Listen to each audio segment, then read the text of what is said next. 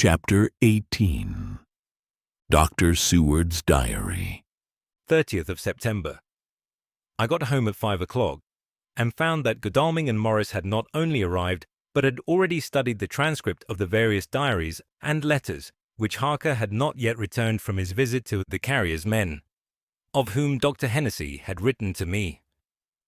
Mrs. Harker gave us a cup of tea, and I can honestly say that, for the first time since I have lived in it, this old house seemed like home. When we had finished, Mrs. Harker said, "Dr. Seward, may I ask a favor? I want to see your patient, Mr. Renfield. Do let me see him. What you have said of him in your diary interests me so much." She looked so appealing and so pretty that I could not refuse her, and there was no possible reason why I should, so I took her with me. When I went into the room, I told the man that a lady would like to see him, to which he simply answered, "Why?" "She is going through the house and wants to see everyone in it," I answered. "Oh, very well," He said. "Let her come in, by all means, but just wait a minute till I tidy up the place." His method of tidying was peculiar. He simply swallowed all the flies and spiders in the boxes before I could stop him. It was quite evident that he feared, or was jealous of, some interference. When he had got through his disgusting task, he said cheerfully, "Let the lady come in." and sat down on the edge of his bed with his head down, but with his eyelids raised so that he could see her as she entered. For a moment I thought that he might have some homicidal intent. I remembered how quiet he had been just before he attacked me in my own study, and I took care to stand where I could seize him at once if he attempted to make a spring at her. She came into the room with an easy gracefulness, which would at once command the respect of any lunatic, for easiness is one of the qualities mad people most respect. She walked over to him, smiling pleasantly, and held out her hand. "Good evening, Mr. Renfield. Said she. You see, I know you, for Dr. Seward has told me of you." He made no immediate reply, but eyed her all over intently with a set frown on his face. This look gave way to one of wonder, which merged in doubt. Then, to my intense astonishment, he said, "You're not the girl the doctor wanted to marry, are you? You can't be, for she's dead." Mrs. Harker smiled sweetly as she replied, "Oh, no. I have a husband of my own, to whom I was married before I ever saw Dr. Seward, or he me. I am Mrs. Harker. "Then what are you doing here?" My husband and I are staying on a visit with Dr. Seward." "Then don't stay." "But why not?" I thought that this style of conversation might not be pleasant to Mrs. Harker, any more than it was to me, so I joined in. "How did you know I wanted to marry anyone?" His reply was simply contemptuous, given in a pause in which he turned his eyes from Mrs. Harker to me, instantly turning them back again. "What an asinine question." "I don't see that at all, Mr. Renfield." Said Mrs. Harker, at once championing me. He replied to her with as much courtesy and respect as he had shown contempt to me. "You will, of course, understand, Mrs. Harker, that when a man is so loved and honored as our host is, everything regarding him is of interest in our little community. Dr. Seward is loved not only by his household and his friends, but even by his patients, who, being some of them hardly in mental equilibrium, are apt to distort causes and effects. Since I myself have been an inmate of a lunatic asylum, I cannot but notice that the sophistic tendencies of some of its inmates lean towards the errors of non causa and ignoratio elench." I positively opened my eyes at this new development. Here was my own pet lunatic, the most pronounced of his type that I had ever met with, talking elemental philosophy, and with the manner of a polished gentleman. I wonder if it was Mrs. Harker's presence which had touched some chord in his memory. If this new phase was spontaneous, or in any way due to her unconscious influence, she must have some rare gift or power. We continued to talk for some time, and seeing that he was seemingly quite reasonable, she ventured, looking at me questioningly as she began, to lead him to his favorite topic. I was again astonished, for he addressed himself to the question with the impartiality of the completest sanity. He even took himself as an example when he mentioned certain things. Why, I myself am an instance of a man who had a strange belief. Indeed, it was no wonder that my friends were alarmed and insisted on my being put under control. I used to fancy that life was a positive and perpetual entity, and that by consuming a multitude of live things, no matter how low in the scale of creation, one might indefinitely prolong life. At times, I held the belief so strongly that I actually tried to take human life. The doctor here will bear me out that on one occasion, I tried to kill him for the purpose of strengthening my vital powers by the assimilation with my own body of his life through the medium of his blood, relying, of course, upon the scriptural phrase, "For the blood is the life." Though indeed the vendor of a certain nostrum has vulgarized the truism to the very point of contempt. Isn't that true, Doctor? I nodded assent, for I was so amazed that I hardly knew what to either think or say. It was hard to imagine that I had seen him eat up his spiders and flies not 5 minutes before. Looking at my watch, I saw that I should go to the station to meet Van Helsing, so I told Mrs. Harker that it was time to leave. She came at once after saying pleasantly to Mr. Renfield, Goodbye, and I hope I may see you often under auspices pleasanter to yourself.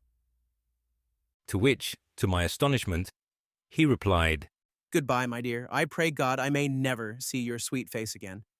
May He bless and keep you. When I went to the station to meet Van Helsing, I left the boys behind me. Poor Art seemed more cheerful than he has been since Lucy first took ill, and Quincy is more like his own bright self than he has been for many a long day. Van Helsing stepped from the carriage with the eager nimbleness of a boy. He saw me at once and rushed up to me, saying, "Ah, friend John, how goes all? Well, so, I have been busy, for I come here to stay if need be. All affairs are settled with me, and I have much to tell. Madam Mina is with you. Yes, and her so fine husband. And Arthur and my friend Quincy, they are with you too? Good.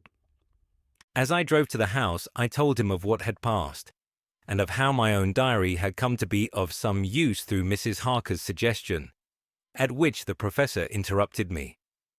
Ah, that wonderful Madam Mina. She has man's brain, a brain that a man should have were he much gifted, and a woman's heart.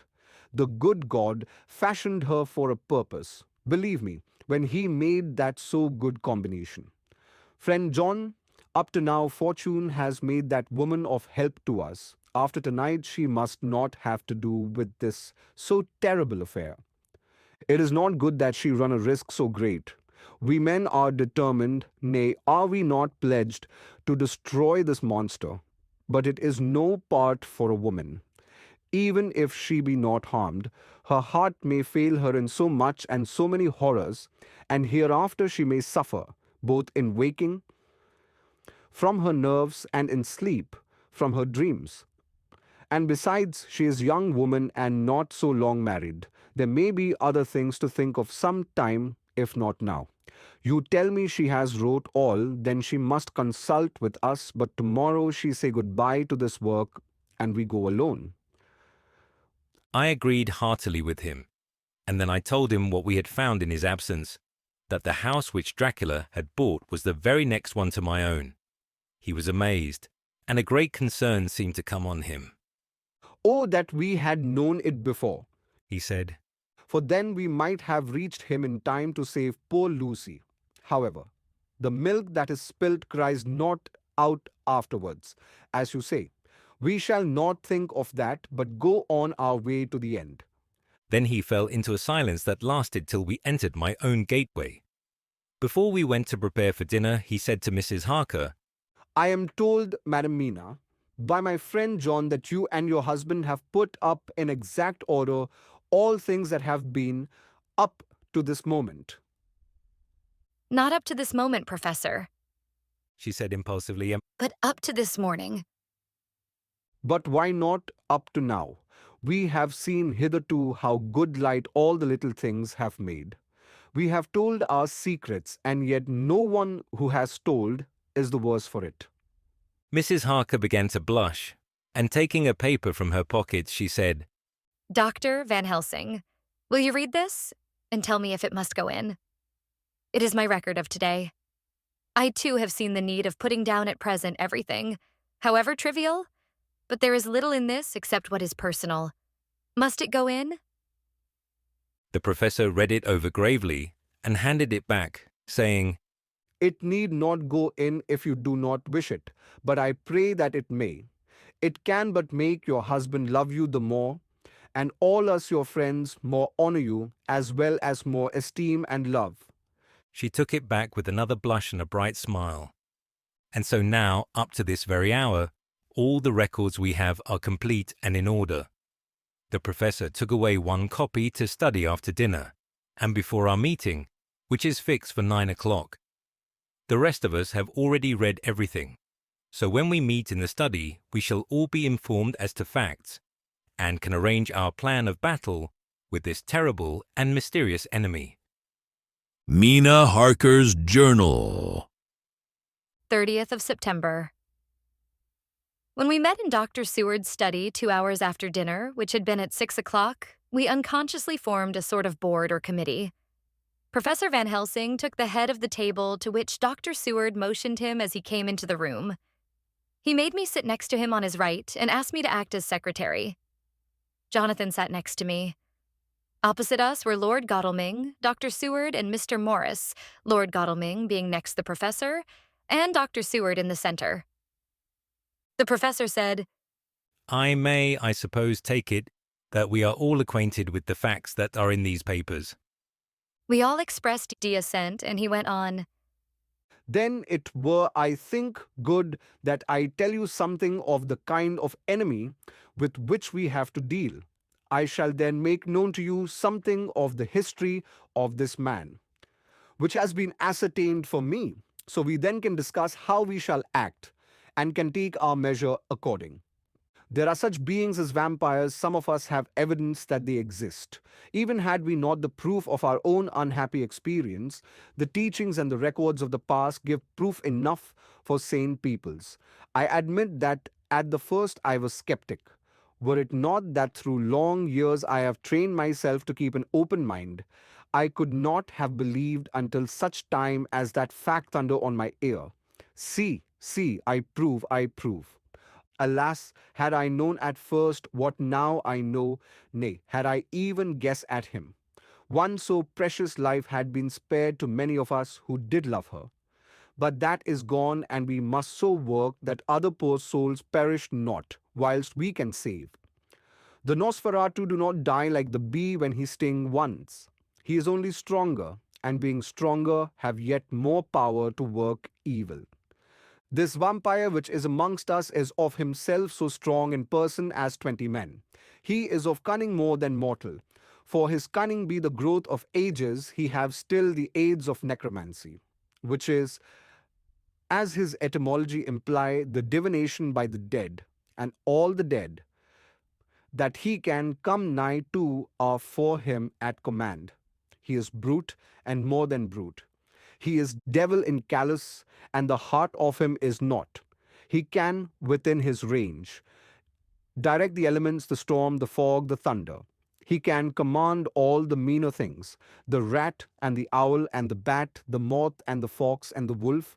He can grow and become small, and he can at times vanish and come unknown. How then are we to begin our strike to destroy him? How shall we find his where?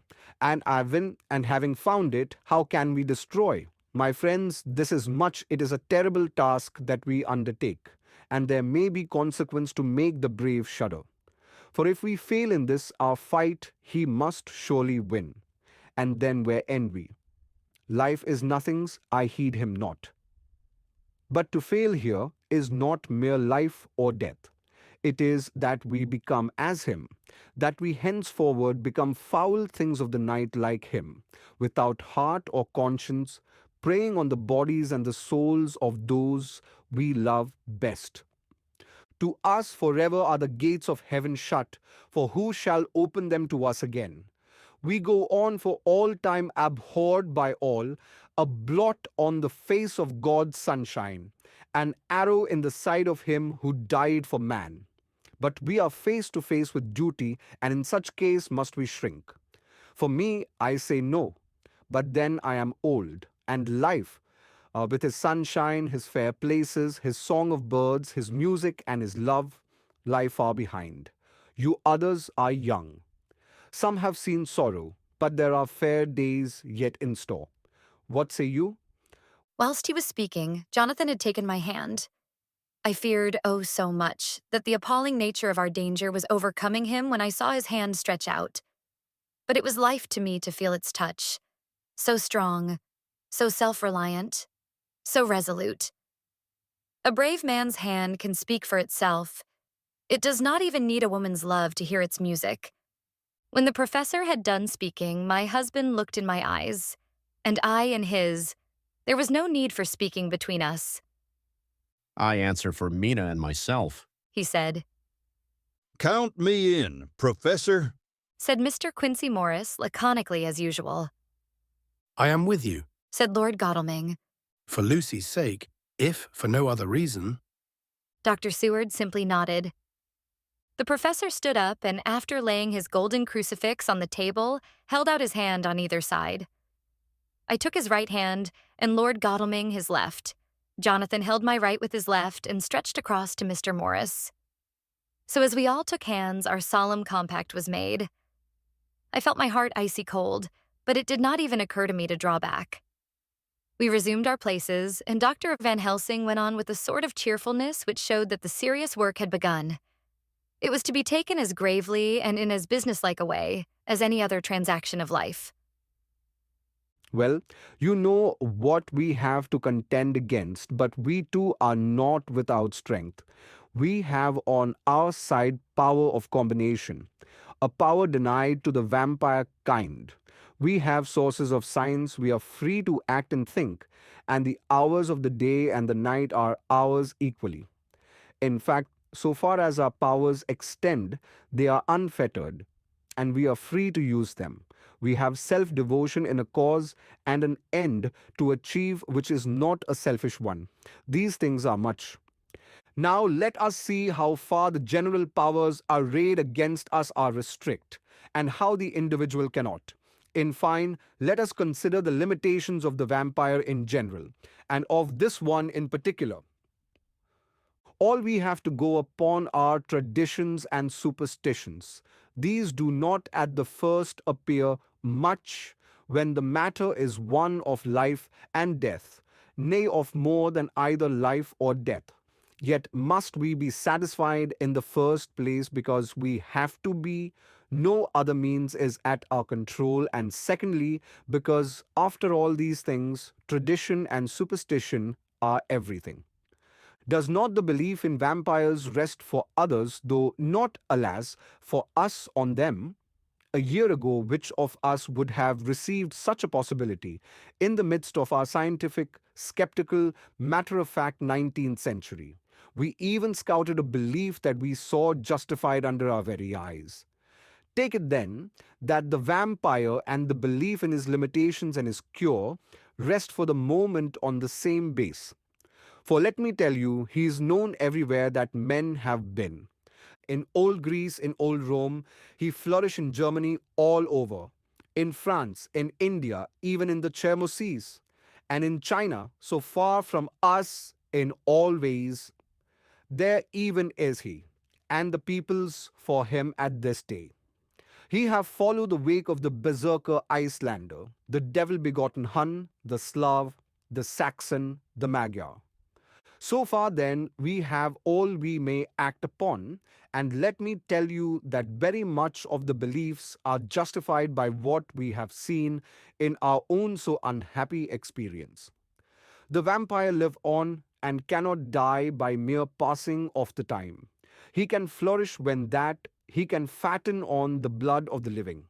Even more, we have seen amongst us that he can even grow younger, that his vital faculties grow strenuous and seem as though they refresh themselves when his special pabulum is plenty. But he cannot flourish without this diet. He eat not as others. Even friend Jonathan, who lived with him for weeks, did never see him eat, never. He throws no shadow.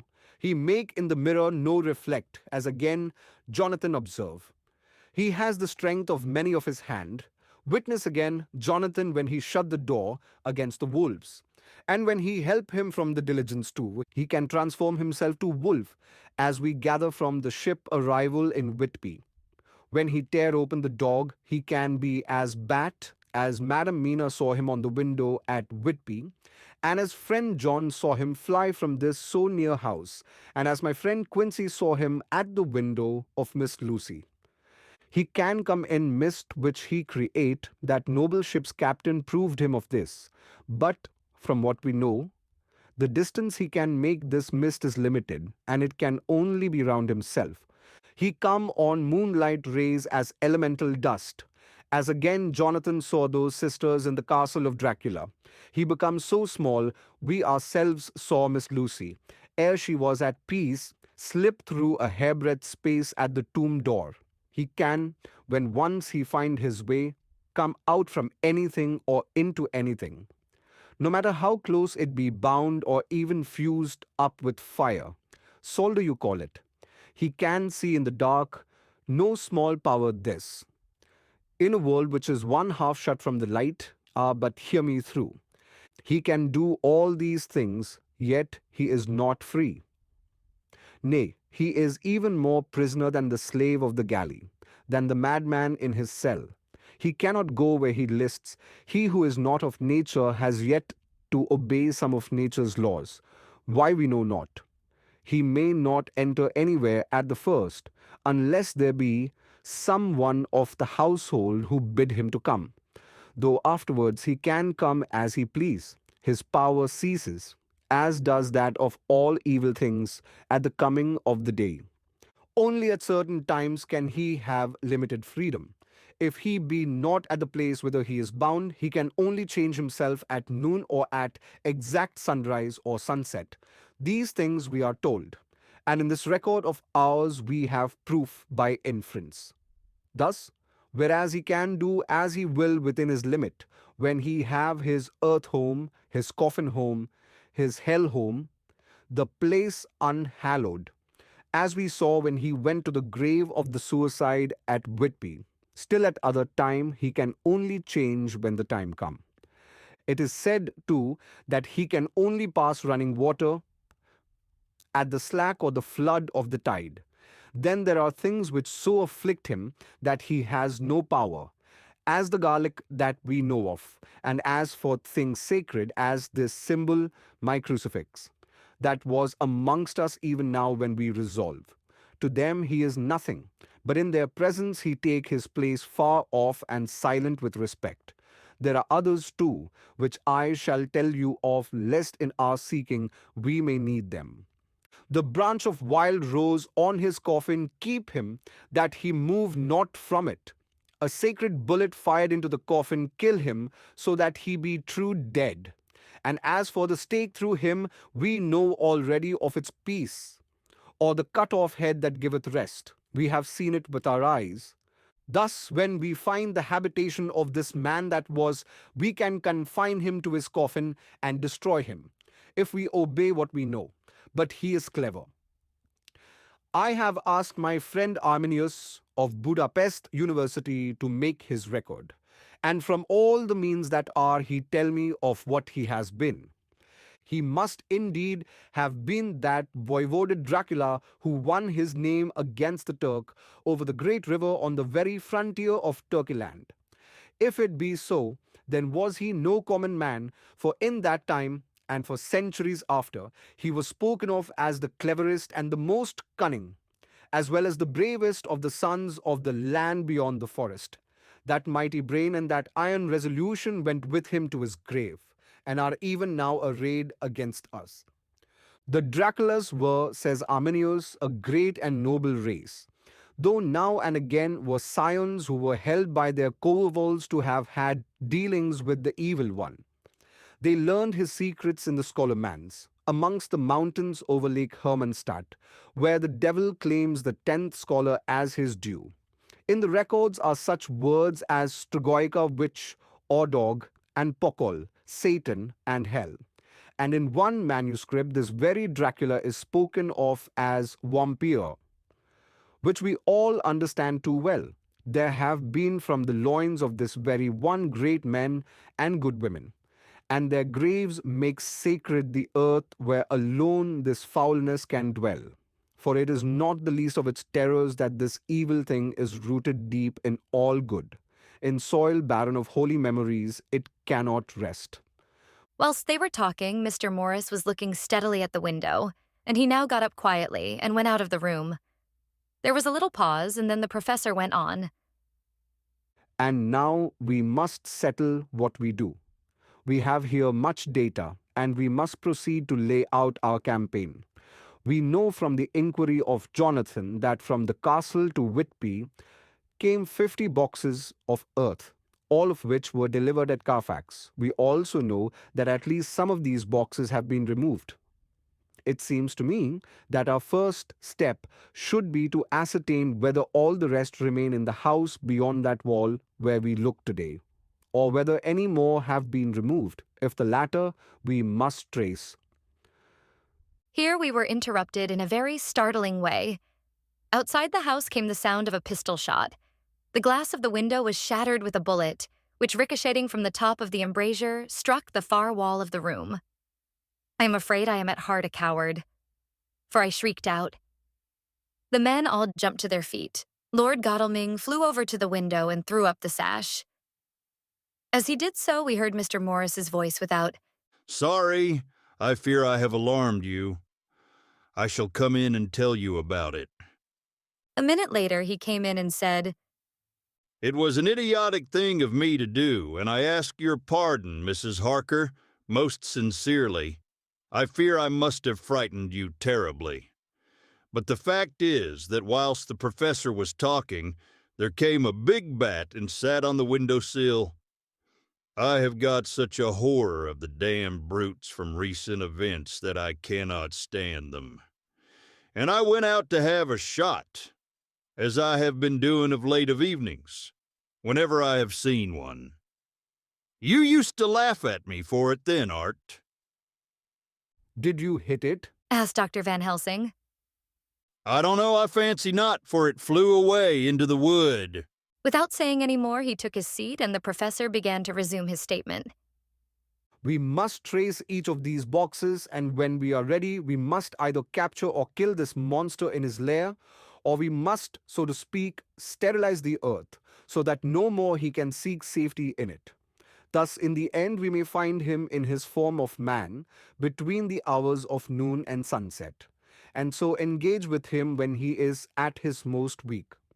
And now, for you, Madam Mina, this night is the end until all be well. You are too precious to us to have such risk. When we part tonight, you no more must question. We shall tell you all in good time. We are men and are able to bear, but you must be our star and our hope, and we shall act all the more free that you are not in the danger such as we are. All the men, even Jonathan, seemed relieved, but it did not seem to me good that they should brave danger and perhaps lessen their safety, strength being the best safety, through care of me. But their minds were made up, and though it was a bitter pill for me to swallow, I could say nothing, save to accept their chivalrous care of me. Mr. Morris resumed the discussion. As there is no time to lose, I vote we have a look at his house right now.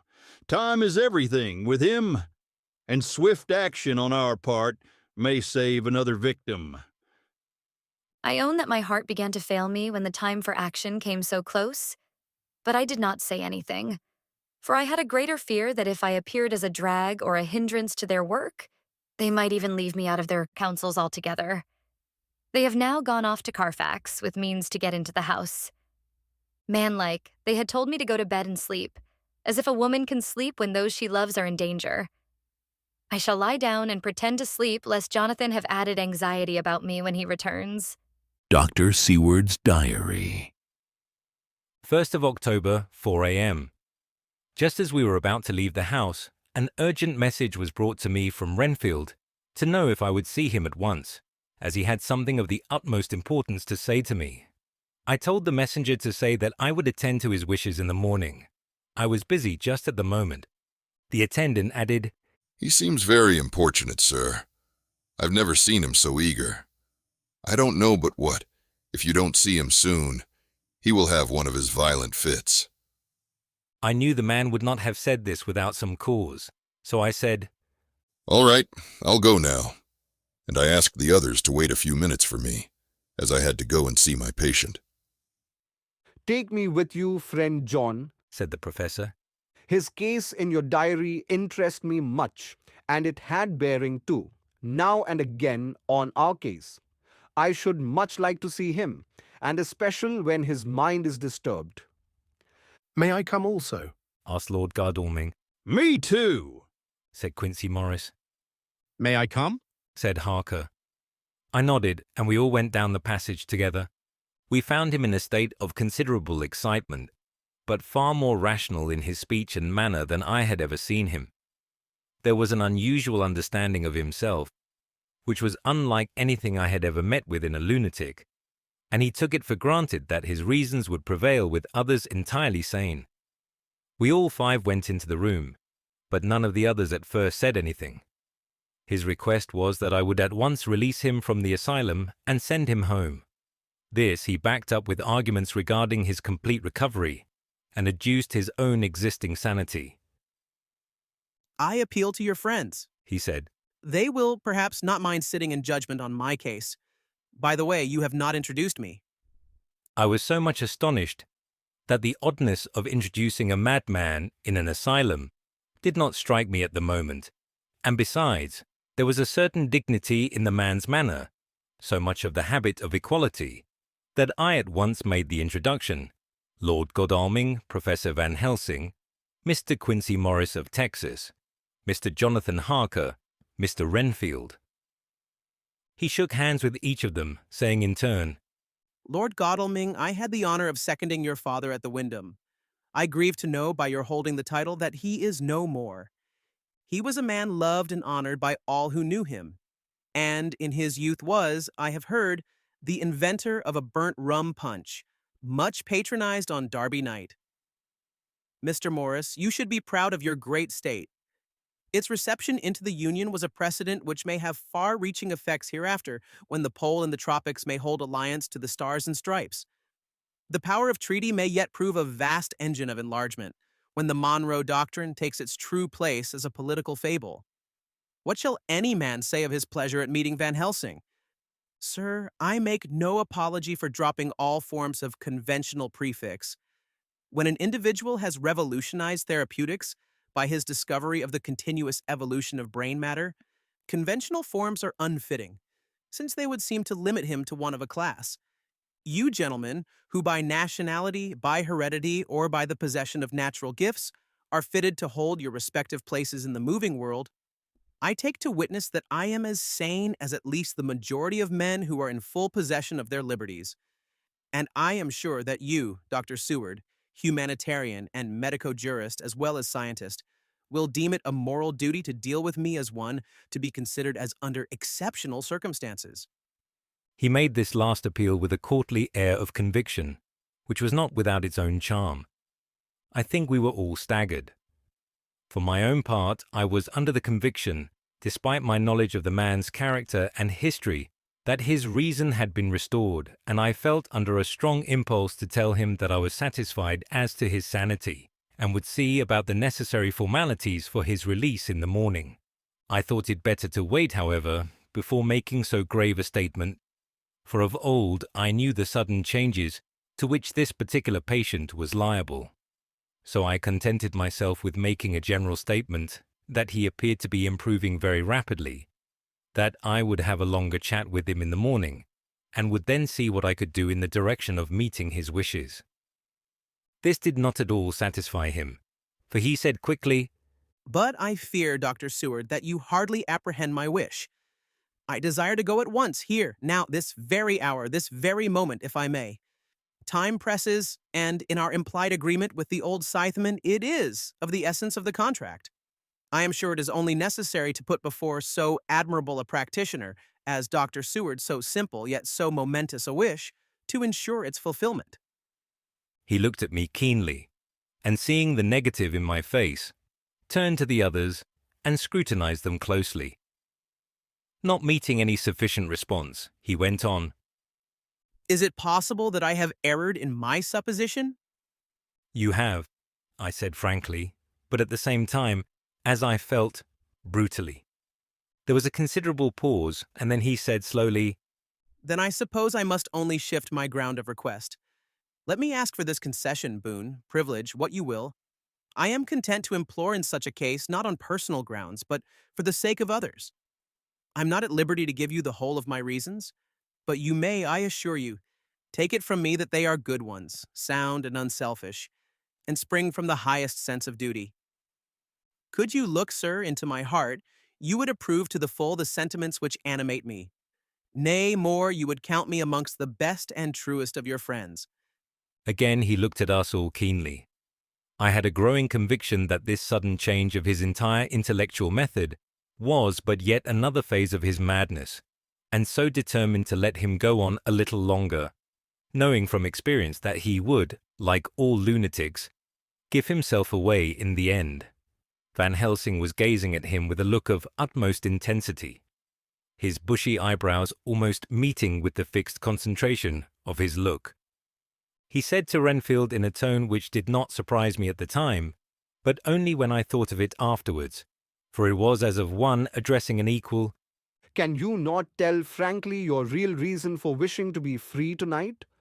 I will undertake that if you will satisfy even me, a stranger, without prejudice, and with the habit of keeping an open mind. Dr. Seward will give you, at his own risk and on his own responsibility, the privilege you seek. He shook his head sadly, and with a look of poignant regret on his face. The professor went on, Come, sir, bethink yourself. You claim the privilege of reason in the highest degree, since you seek to impress us with your complete reasonableness. You do this, whose sanity we have reason to doubt, since you are not yet released from medical treatment for this very defect.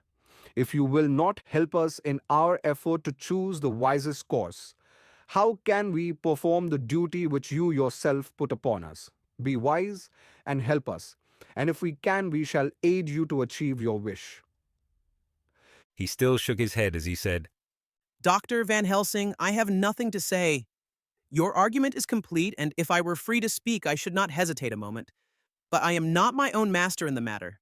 I can only ask you to trust me. If I am refused, the responsibility does not rest with me. I thought it was now time to end the scene, which was becoming too comically grave, so I went towards the door, simply saying, Come, my friends, we have work to do. Good night. As, however, I got near the door, a new change came over the patient. He moved towards me so quickly that for the moment I feared that he was about to make another homicidal attack. My fears, however, were groundless, for he held up his two hands imploringly, and made his petition in a moving manner. As he saw that the very excess of his emotion was militating against him, by restoring us more to our old relations, he became still more demonstrative. I glanced at Van Helsing, and saw my conviction reflected in his eyes, so I became a little more fixed in my manner, if not more stern, and motioned to him that his efforts were unavailing. I had previously seen something of the same constantly growing excitement in him when he had to make some request of which at the time he had thought much, such, for instance, as when he wanted a cat, and I was prepared to see the collapse into the same sullen acquiescence on this occasion. My expectation was not realized, for when he found that his appeal would not be successful, he got into quite a frantic condition. He threw himself on his knees, and held up his hands, wringing them in plaintive supplication, and poured forth a torrent of entreaty, with the tears rolling down his cheeks, and his whole face and form expressive of the deepest emotion. Let me entreat you, Dr. Seward. Oh, let me implore you to let me out of this house at once. Send me away how you will and where you will. Send keepers with me with whips and chains. Let them take me in a strait waistcoat manacled and leg-ironed, even to jail. But let me go out of this. You don't know what you do by keeping me here. I am speaking from the depths of my heart, of my very soul. You don't know whom you wrong or how, and I may not tell. Woe is me, I may not tell. By all you hold sacred, by all you hold dear, by your love that is lost, by your hope that lives, for the sake of the Almighty, take me out of this and save my soul from guilt. Can't you hear me, man? Can't you understand? Will you never learn? Don't you know that I am sane and earnest now, that I am no lunatic in a mad fit, but a sane man fighting for his soul? Oh, hear me, let me go, let me go, let me go. I thought that the longer this went on, the wilder he would get, and so would bring on a fit. So I took him by the hand and raised him up. Come, I said sternly. No more of this, we have had quite enough already. Get to your bed and try to behave more discreetly. He suddenly stopped and looked at me intently for several moments. Then, without a word, he rose and, moving over, sat down on the side of the bed. The collapse had come, as on former occasions, just as I had expected. When I was leaving the room, last of our party, he said to me in a quiet, well-bred voice, You will, I trust, Doctor. Seward, do me the justice to bear in mind later on that I did what I could to convince you tonight,